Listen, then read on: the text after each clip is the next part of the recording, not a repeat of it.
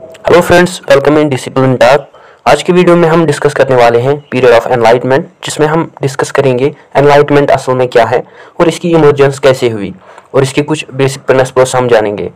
तो चलिए शुरू करते हैं हम अपने टॉपिक को। जो एनलाइटमेंट एज है इसे हम रेफर करते हैं एक फिलोसफिकल और इंटेलेक्चुअल मूवमेंट जो कि हमें देखने को मिली 17th और 18th सेंचुरी में के दौरान इन यूरोप में। तो जैसे कि अगर आपने वीडियो देखा होगा फ्रेंच रेवोल्यूशन में, उसमें मैंने मेंशन किया है एनलाइटमेंट एज के रिगार्डिंग। सो चलिए अब हम जानते हैं कि एनलाइटमेंट एज असल में क्या है। जो एनलाइटमेंट एज है ये रेफर करती हैं इसे ये एक बिगिनिंग है साइंटिफिक रेवोल्यूशन की, जिसमें हमें साइंटिफिक रेवोल्यूशन देखने को मिली। सो जो एनलाइटमेंट एज के दौरान जो भी इंटेलेक्चुअल्स थे, जो भी स्कॉलर्स थे, जो भी फिलोसफर्स थे, उन्होंने नए नए आइडियाज देने लगे रिगार्डिंग द गवर्नमेंट।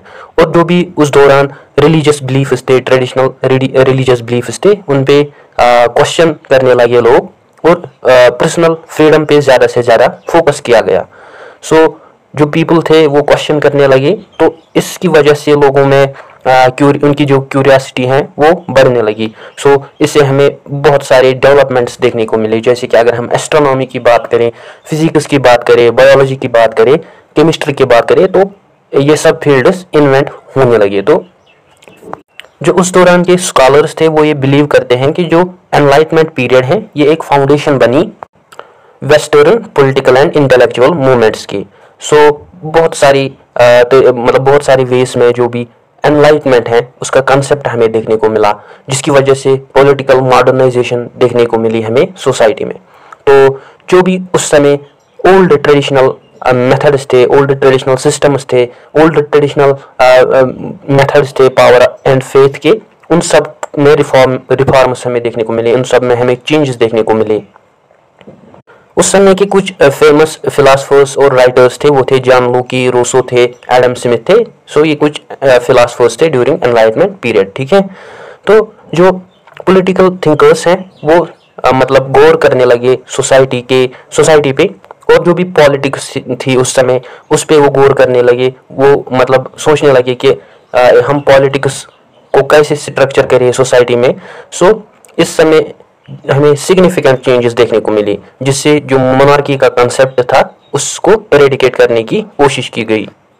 रूसो जो कि एक फ्रेंच राइटर था, वो ये आर्ग्यू करता था जो भी मैन है, मतलब जो भी इंसान है, वो बॉर्न हुए हैं फ्री, रैशनल, और वो मतलब अपनी एक गवर्नमेंट बना सकते हैं।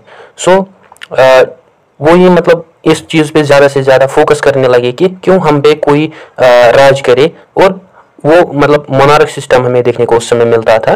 तो ये एक टाइप का एक बैरियर बन रहा था सोसाइटी के, जो भी लोग थे उनके लिए एक बैरियर बन रहा था।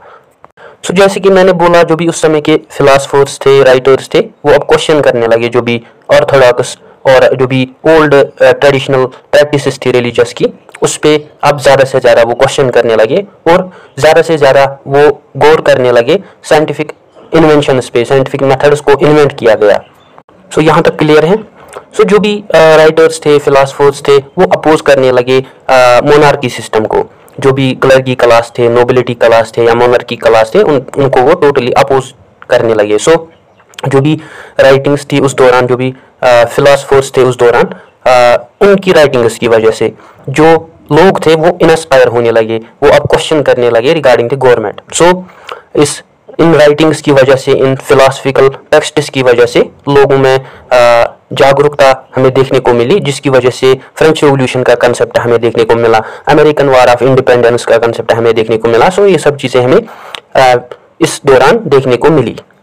इसके साथ साथ जैसे कि मैंने बोला कि साइंटिफिक टेम्परमेंट आया, जिसमें फिजिक्स का कंसेप्ट हमें देखने को मिला, केमिस्ट्री का कंसेप्ट हमें देखने को मिला, बायोलॉजी का कंसेप्ट हमें देखने को मिला, इसके अलावा एस्ट्रोनॉमी का कंसेप्ट हमें देखने को मिला।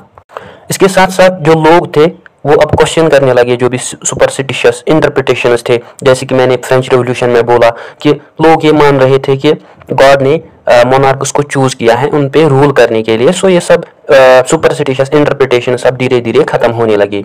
अपार्ट फ्रॉम दैट, अगर हम इसाक न्यूटन की बात करें, जबकि अचीवमेंट्स हमें देखने को मिले मैथमेटिक्स में, फिजिक्स में, सो इससे हमें एक रेवोल्यूशन देखने को मिली, जो कि एक व्यू था, कंटेम्पोरेरी व्यू था नेचुरल वर्ल्ड के लिए।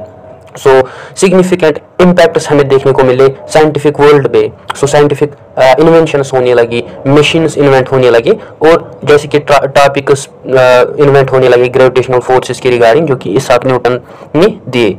सो जो भी डिस्कवरीज थी, इन्वेंशंस हुई, और जो भी मैथमेटिकल इन्वेस्टिगेशंस उस दौरान होने लगी, सो इससे जो व्यू थी नेचुरल वर्ल्ड की वो बदल गई। ठीक है, यहाँ तक आपको क्लियर होगा।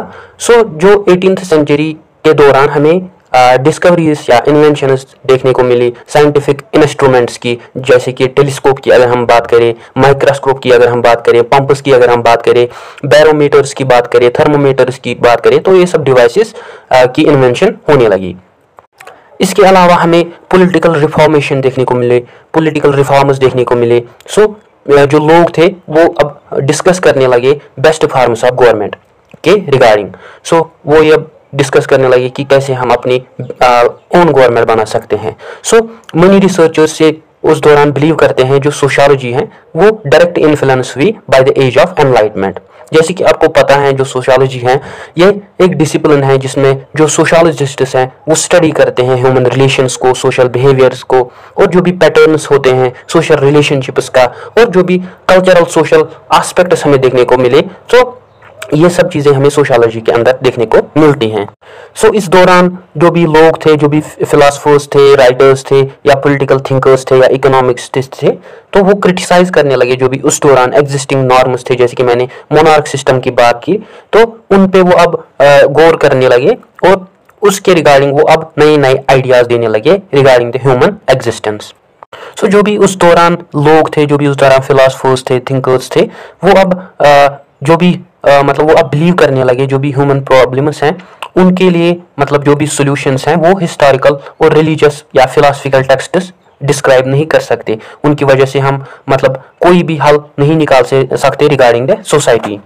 सो इसके बरक्स वो बिलीव करने लगे कि हम नए नए आइडियाज दे सकते हैं जिससे हम अपनी सोसाइटी को बेटर बना सकते हैं by understanding the function of society rather than looking for the explanations. जैसे कि ट्रेडिशनल मेथड्स थे उन पे ज़्यादा से ज़्यादा फोकस नहीं करेंगे, अब हम नए नए आइडियाज देंगे जिससे कि सोसाइटी की बेटरमेंट हमें देखने को फिर मिली। सो ये ऑब्जर्व किया गया कि जो लोग हैं वो अपनी सोसाइटी को बेटर बना सकते हैं साइंटिफिक और रेशनल थिंकिंग की मदद से। सो एट कंक्लूजन, अगर हम कंक्लूजन की बात करें, जो एनलाइटमेंट एज है जैसे कि मैंने बोला, इसमें लोगों ने अपने दिमाग का इस्तेमाल शुरू करना किया, तो इससे इम्पैक्ट हमें देखने को मिली डिफरेंट सिवरल सोशल एस्पेक्ट्स पे, सोशल स्फीयर्स पे, जिसमें पॉलिटिक्स, इकोनॉमिक्स, सो इन सब चीज़ों पे हमें इम्पैक्ट देखने को मिला। सो जो भी उस दौरान लिटरेचर था, फिलॉसफीज थे, उसकी वजह से जो लोग थे वो अब सोशली और पॉलिटिकली अवेयर होने लगे। सो जिसकी वजह से हमें फ्रेंच रेवोल्यूशन का कंसेप्ट देखने को मिला, अमेरिकन वार ऑफ इंडिपेंडेंस का कंसेप्ट हमें देखने को मिला। So these texts, these philosophies ये एक मोटिवेशन का टूल मतलब लोगों के लिए बना, जिसमें जो भी लोग थे, कलर कास्ट या वुमेन लोग थे, और जो भी माइनॉरिटीज थी वो खड़े होने लगे अब उनके राइट्स के लिए। So that's it. I hope you all got it. Thanks for watching.